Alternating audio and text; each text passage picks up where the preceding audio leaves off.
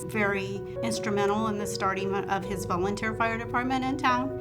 He thrived for training and teaching how to properly fight fires. We were a very poor department. This is how he started his career. I can remember seeing debits out of the checking account for gas to purchase for the trucks. He thrived to teach and learn. He had created a volunteer department that grew a lot of professional firefighters, one of which is himself. He worked for Waynesville Rural Fire Protection District. Absolutely loved this job. The reason Rick became a firefighter was the fire chief was older in town, wanted the younger population to help with the fighting of fires. Many of them were older businessmen in town, so that's how he started his career in firefighting. I think Rick liked to talk, so he loved that, visiting with other firefighters, visiting with professional firefighters along with volunteer. He loved to visit. We never went anywhere without running into somebody he knew. I would describe Rick as my dad, as dedicated. I mean, it was all the time, 100%.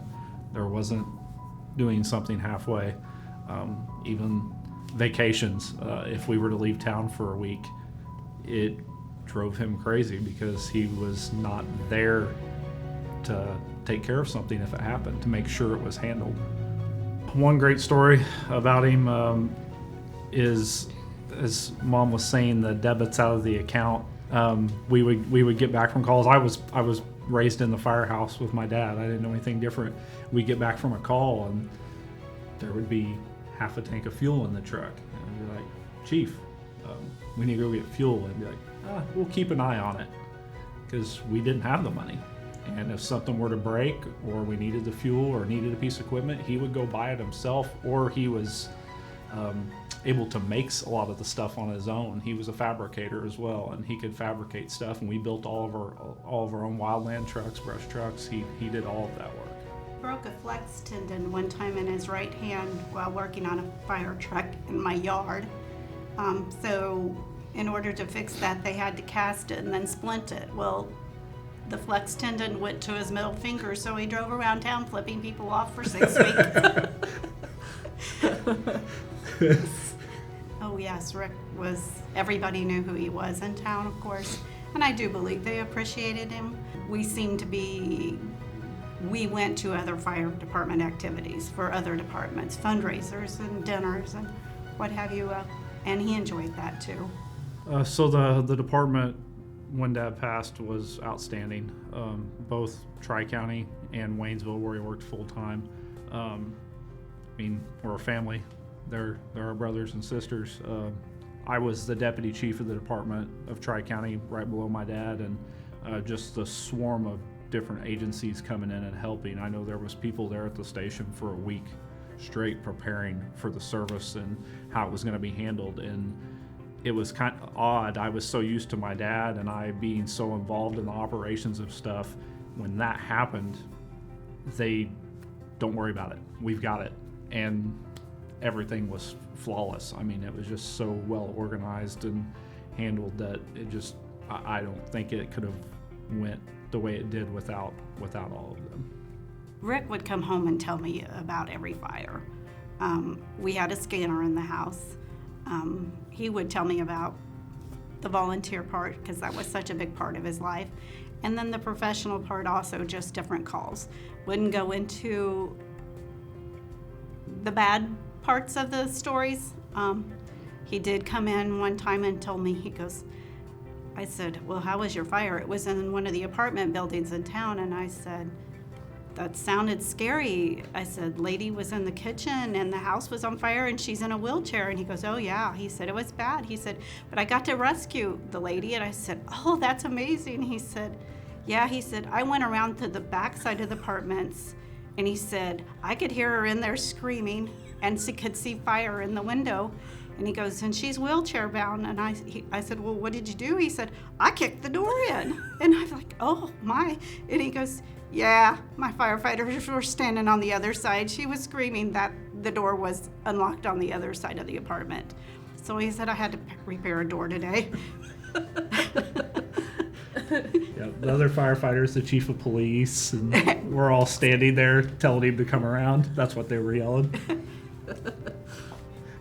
He said, but I saved her. Good job. All right, so Dad always had, it wasn't about him. It was about everybody else. We were there to serve our citizens. And if you were making this about you, you were wrong. And we had to be better for the people. And if you weren't there for the citizens or the mission, he would remind you of that in a not so pleasant way. But it was just, he gave it all. I mean, there wasn't, like I said earlier, it wasn't just part of the time. It was 100% of the time we're here for them, not us. You're here for the greater good. You're not here for yourself. And that showed with Tri-County. He created a bunch of firemen that ended up being career firemen. Over half of our department is career firemen somewhere. They went on to make a career out of it. And not just fire, emergency services in general, law enforcement, EMS, emergency management, just different aspects of it. He helped mentor them and mold them into be great at their job and what they do and inspire them. And he was more proud of that than anything else. To his granddaughters made him the happiest. He loved to go camping with us. Anywhere. If we went anywhere, it was fun. He loved it. So I have one memory of Rick. It actually started when I was 4 years old. I was in a preschool and they were doing fire prevention, and they came to my preschool, and after they left, they asked us to do like a thank you, drawing. So I had done my drawing, and here I am, at the time, 32 years later, and he says, I have something I need to show you. And I was like, okay. And he pulls out this picture that I had drawn when I was 4 years old. And Rick kept everything. I mean, everything. So we kept it, obviously, and I thought that was so awesome, because who would have thought I would have ended up being his daughter-in-law? So that's one of my favorite stories. I'm thankful he kept everything. Robin may not think so, but I'm thankful. That's awesome. Oh my gosh, that's just, yeah. Oh Yeah, like when he pulled that out, I knew exactly what it was. Like, I could recognize my handwriting. I was like, no way. And it was awesome.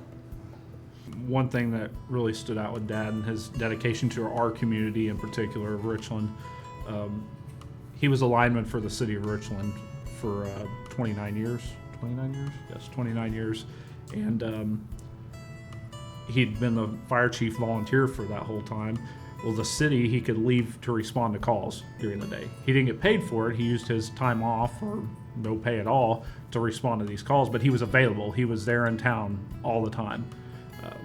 When he was offered the job for the battalion chief at Waynesville Rural, that's outside of town, and he's going to be there working. He was no longer in Richland, and he was very hesitant about it, and I didn't understand why. And finally, I sat down with him, and I was like, why haven't you jumped on this? You've been in the fire service for 30 plus years, and this is your opportunity to become a career fireman. Why haven't you done this? And he's like, well, I'm just afraid that I'm not going to be here if something happens. And like, what do you mean? He says, I will be over there. What if I'm on a call over there or something and I can't come here to help? I'm not going to be here to help, because the volunteer fire service is hurting. I mean, we don't have, nobody wants to volunteer anymore, it seems like. So during the day, during work hours, and over half of us being career firemen, there's those couple days a week we're all on shift together. So he was extremely hesitant to go to that different job, to do that, even though it's what he loved, because he didn't want to leave the citizens of Richland unprotected. Loyal. Dedicated. Incredibly strong. Here's to you, with that smile on your face. Here's to you, wanna raise to this moment we share, to the love